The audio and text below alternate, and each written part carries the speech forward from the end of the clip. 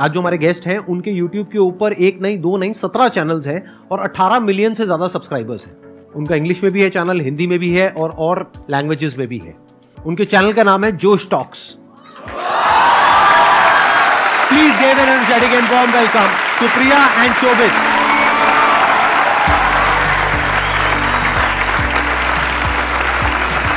Hi, hello, how are you doing? Fantastic.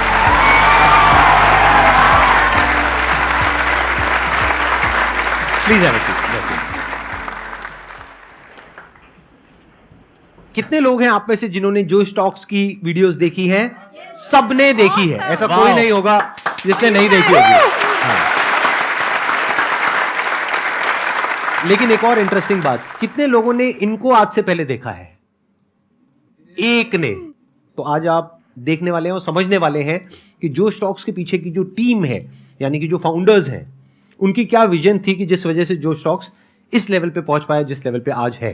First of all, जब 2014 में हम जोश टॉक शुरू कर रहे थे, आपका the biggest motivational seminar ever was the most inspiring thing on the internet. And कई बारी हमने उसको शायद 5-6 बारी देख रखा है तब भी, और उसी की वजह से कहीं ना कहीं जोश टॉक्स हमने स्टार्ट किया था। अरे वाह, क्या बात है।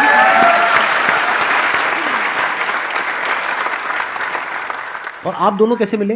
तो एक्चुअली हम लोग एक बर्थडे पार्टी पे मिले थे और वहां पे आपका डिस्कशन ये हो रहा था कि हम जोश टॉक शुरू करेंगे। एग्जैक्टली, देखो कितने कोई अजीब हो सकते हैं कि बर्थडे पार्टी पे भी दो लोग मिल रहे हैं और यही डिस्कस कर रहे हैं कि हम लोग आई थिंक 20 साल के थे। तो ये क्वेश्चन सबके दिमाग में आता है, राइट, कि करियर में आगे क्या करें, प्लेसमेंट्स के लिए बैठे या ना बैठे, खुद का बिजनेस शुरू करें या ना करें। तो हम लोग भी यही डिस्कस कर रहे थे कि सब लोग इतना कंफ्यूज्ड हैं और कोई एक प्लेटफॉर्म नहीं है जो लोगों को डायरेक्शन दे सके। एंड आई थिंक वो 1.5-2 घंटे बस हम एक दूसरे से ही बात करते रहे। उसके बाद काफ़ी सारी कॉन्वर्सेशंस वाइट बोर्ड सेशंस में बदल गई और फिर हमने एक अजीब सा लोगो बनाया पहला हमारा, जो एक्चुअली फ्लेम्स होती थी।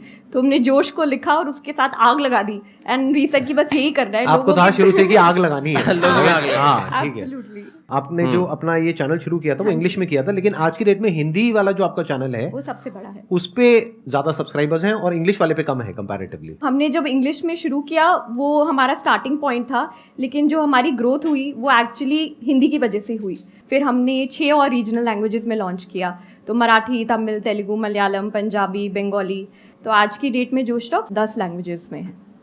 मुझे वो दिन याद है जो स्टार्टिंग वाले थे, इतना डर लगता था कि क्या कर रहे हैं, यूट्यूब चैनल बना रहे हो। और तब यूट्यूब बड़ा नहीं था जैसे आज है, तो किसी को समझ नहीं आ रहा। हम घर पे भी बात करो, बोल रहे तुम क्या कर रहे हो, मतलब ये क्या करने की कोशिश कर रहे हो।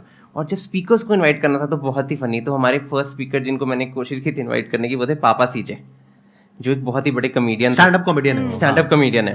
तो सुप्रिया और मैं क्या करते थे, उनके सारे शोज देख के ना कहाँ पे शोज हो रहे हैं वहां चले जाते थे। अब टिकट लेने के पैसे तो थे नहीं, तो हम क्या करते थे, शो के बाहर वेट करते थे। तो हम 4-5 शोज गए। जो 5वें शो गए ना, वो हो रहा था साइबर हब में, और बाय चांस उस दिन उनका असिस्टेंट नहीं आया था। तो शो के बाद उनको अपना 1-2 बैग खुद उठा के लेके जाने पड़ रहे थे और सुप्रिया में भाग के गए। हमने एक बैग पकड़ लिया और हमने बोला हम आपको गाड़ी तक ड्रॉप कर देते हैं, हम फैंस हैं। और वो 4 मिनट की वॉक में from the auditorium till dropping him to his car, we convinced him कि आप जोश टॉक्स में आके टॉक। क्या बात है।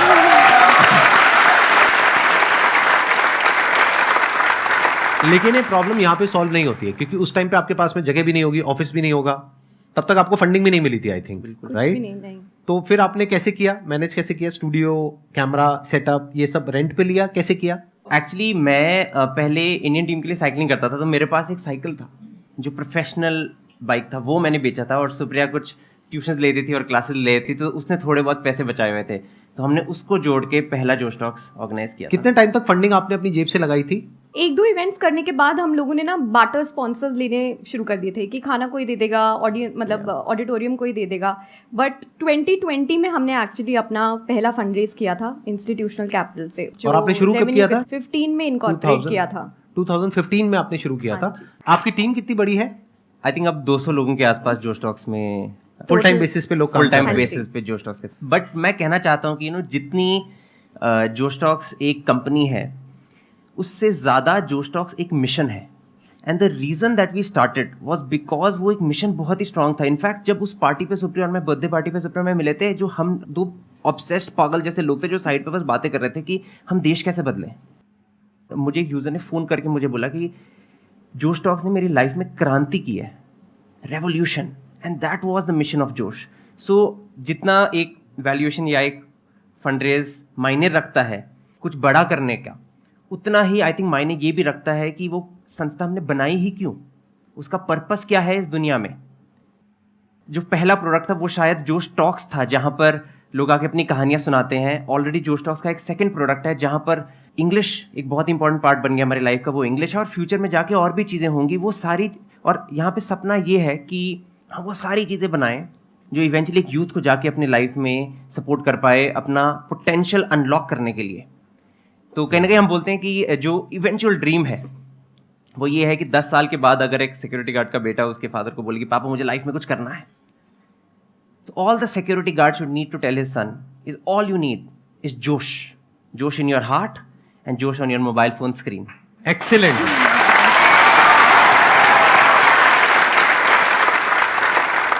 Q&A सेशन शुरू करते हैं।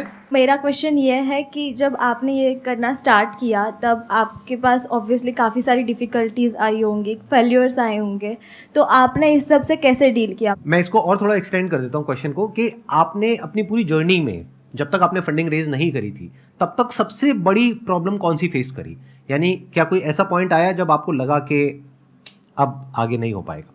आई थिंक आज भी वो पॉइंट्स आते हैं। तो ये ना बोलना कि सिर्फ पहले वाले दिनों में फेलियर होता है, आई थिंक हर रोज़ अगर आप एक बिजनेस चला रहे हैं रोज़ उतार चढ़ाव होते हैं और फेलियर तो बार बार ही आता है, बट वो फेलियर से डील करने की क्षमता बढ़ जाती है ओवर टाइम।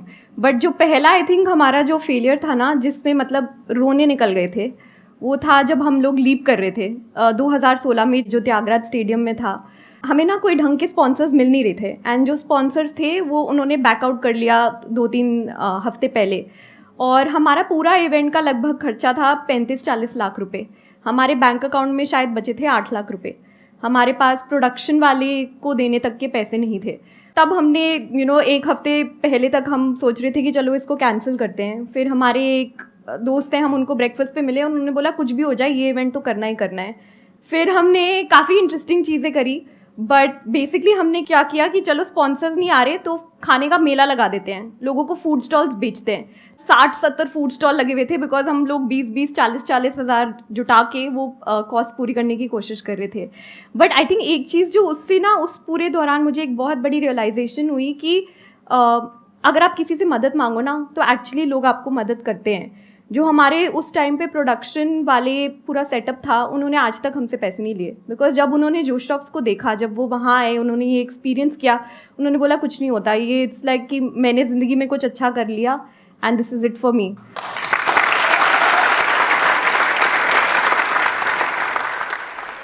मैम मैं आप दोनों से यही चीज़ पूछना चाहता हूँ, लाइक इतने बड़े लेवल पे आप दोनों काम कर रहे हो, आप दोनों के बीच में कभी ना कभी क्लैश तो हुआ होगा, लाइक कभी ना कभी अभी आते हुए भी हुआ था।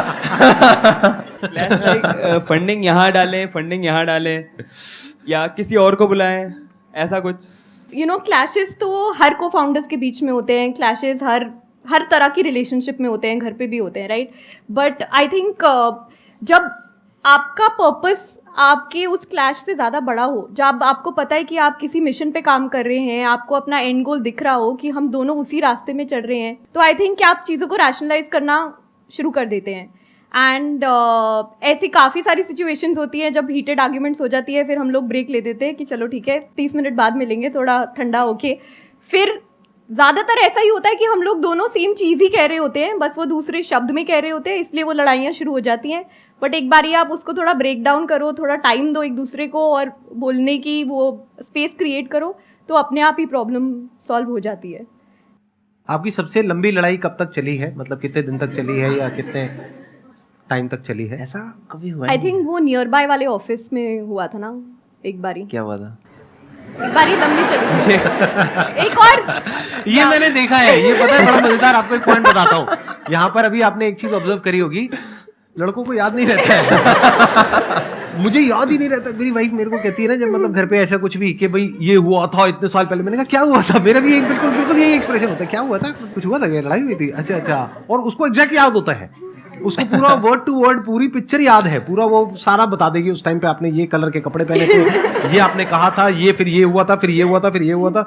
मैंने कहा अच्छा जी हुआ होगा, आप कह रहे हो तो सही होगा। हाँ, एनी हाउ आप लोगों ने ऐसा भी कुछ किया होगा कि अपना काम डिवाइड कर रखा होगा, अपना अपना डिपार्टमेंट अलग अलग डिवाइड किया होगा ताकि कॉन्फ्लिक्ट होने के चांसेस ही कम हो। ऐसा कुछ किया आप लोगों ने, या एक ही डिपार्टमेंट को आप दोनों हैंडल करते हैं?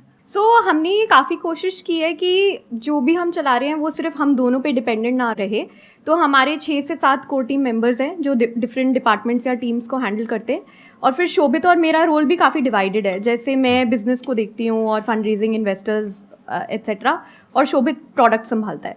ऑल्सो जोश जैसे स्ट्रक्चर वो ये है कि हम 6-7 लोग हैं जो ब्रॉडली जोश टॉक्स को चलाते हैं, और फाइट्स हम सबके बीच में होती है। लाइक हमारी टीम में हर्षदेव, मितुल, शीनब, दर्पण, हम सब लोग हैं जो हर क्वार्टर मिलते हैं और चलाते हैं। और कई बार क्या होता है कि हर्ष का ओपिनियन मेरे से बहुत स्ट्रांग है, तो हमने ये डिसाइड किया है, हमारे कमरे में रूल ये है, जिसका भी सबसे स्ट्रांगेस्ट ओपिनियन है वो जीत रहा है। क्योंकि उस रूम में जो 7 लोग हैं, हम 100% एक दूसरे को ट्रस्ट करते हैं कि we are here to unlock human potential. अगर एक देव का व्यू बहुत स्ट्रांग है कि नहीं शोभित यही करेंगे हम, फिर हम वही करेंगे। डजंट मैटर कि सुप्रिया क्या सोचती है या शोभित क्या सोचता है या हर्ष क्या सोचता है। तो the strongest opinion wins. That's the rule we have created and we get over it. आप दोनों की अपनी जोश टॉक है, इन द सेंस कि मतलब आपने कभी खुद कोई टॉक कंडक्ट करी है अपने प्लेटफॉर्म पे? नहीं, तो अभी आपको तक तो घर का है, क्यों नहीं करते? मतलब घर की खेती है। मेरा होता मैं तो कभी नहीं छोड़ता मैं तो हर टॉक से पहले 5 मिनट के लिए आ जाता। चलो डन, फिर आज हम संदीप सर से प्लीज प्रॉमिस करवा रहे हैं कि सर आके जोश टॉक देंगे।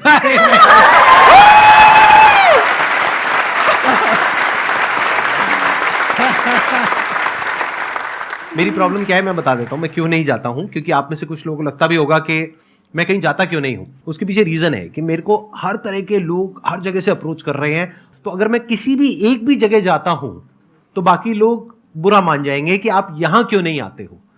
तो मैं सबको एक ही बात कहता हूं कि मैं कहीं भी नहीं जाता हूं। तो अगर मैं कहीं भी गया तो मैं गया। मेरा क्वेश्चन आपसे ये है कि मैं खुद सोशल मीडिया मार्केटिंग फील्ड में हूँ, एंड आप लोगों को जिस तरीके से इन्फ्लुएंसर्स को रीच आउट करना होता है, इट्स नॉट ईजी। जब शुरुआती फेज़ रहा होगा तब ईजी नहीं रहा होगा, बहुत ही मुश्किल रहा होगा, आप बहुत पीछे भी पड़े रहे होंगे जिस तरीके से अभी आप बता रहे हो। लेकिन एंड तक उस चीज़ को, डिटर्मिनेशन को आपने किस तरीके से मेंटेन किया? आई थिंक ये एक्सेप्ट करना चाहिए कि किसी भी चीज़ को करने के लिए हार्ड वर्क, मतलब मेहनत तो लगेगी, राइट।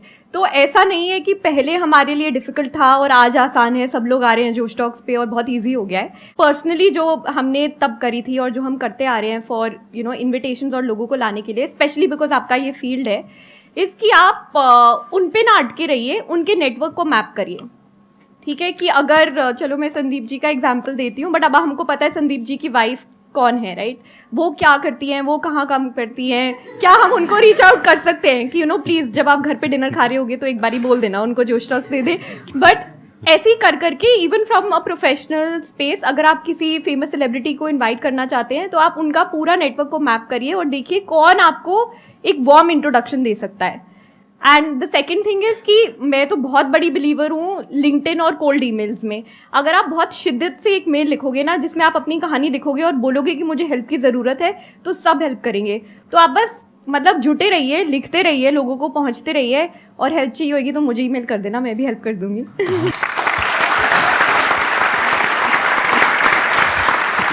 देखो मैं यहाँ पे थोड़ा सा ऐड करता हूँ कि क्या आसान होता है और क्या मुश्किल होता है। अगर आप प्रैक्टिकली रियलिस्टिकली चलोगे तो सब कुछ आसान है। अब प्रैक्टिकली रियलिस्टिकली चलने का मतलब क्या है कि अगर आज ये किसी को अप्रोच करेंगी, 10 में से 5 लोग हाँ कहेंगे, 10 में से 5 लोग ना कहेंगे। आज अगर आप किसी को अप्रोच करोगे तो 100 में से 1 हाँ कहेगा या कहेगी, 99 ना कहेंगे। अगर ये बात आपको पता है तो बहुत आसान है। 100 ईमेल भेजने में क्या देर लगती है? कितनी देर लगती है मुझे बताओ? एक ही तो ईमेल है, वही तो कंटेंट है, बस उसमें नाम ही तो चेंज हो रहा है। 1 घंटा, 2 घंटा, 3 घंटा, 4 घंटा, इतना तो आप इंस्टाग्राम पे डेली टाइम पास करते हो रील्स देख करके। सही कह रहा हूं, गलत कह रहा हूं? तो क्या गया आपका? कुछ भी नहीं, 4 घंटे तो लगे। तो अगर आपको पहले से पता है तो आसान है। हाँ, अगर नहीं पता है तो बहुत मुश्किल है।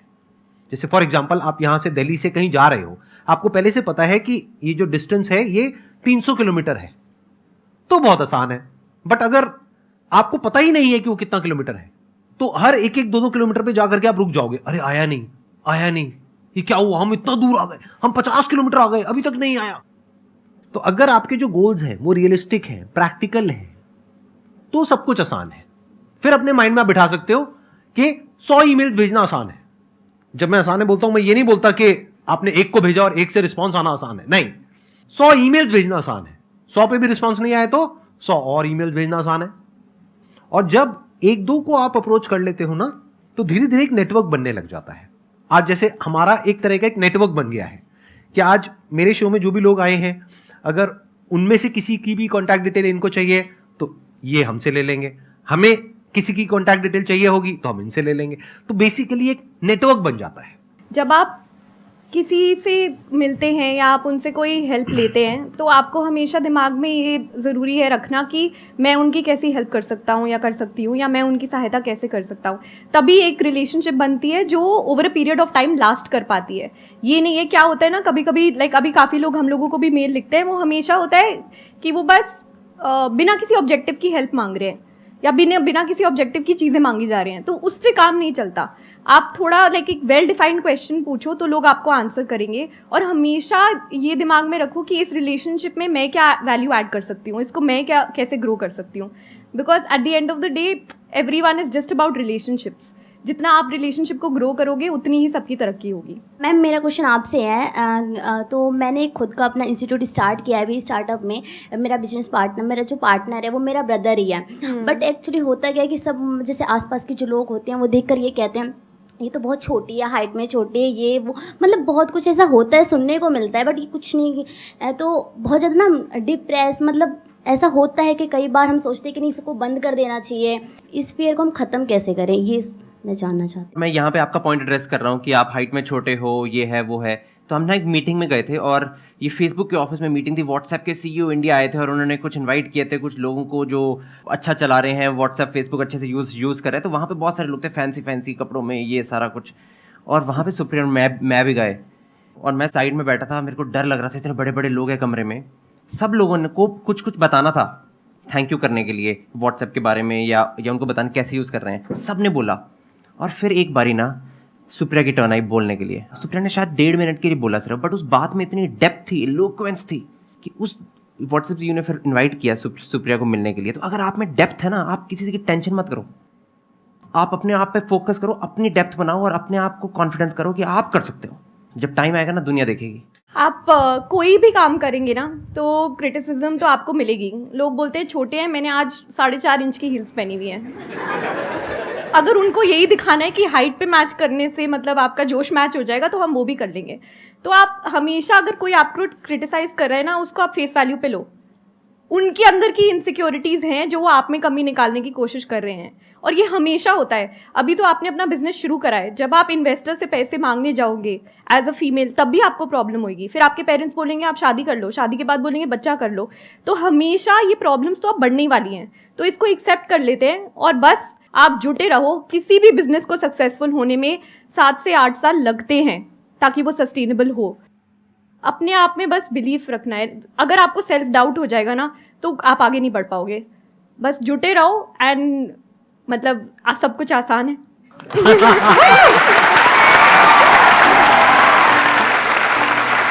Thank you so much. Thank you so much. Thank you so much.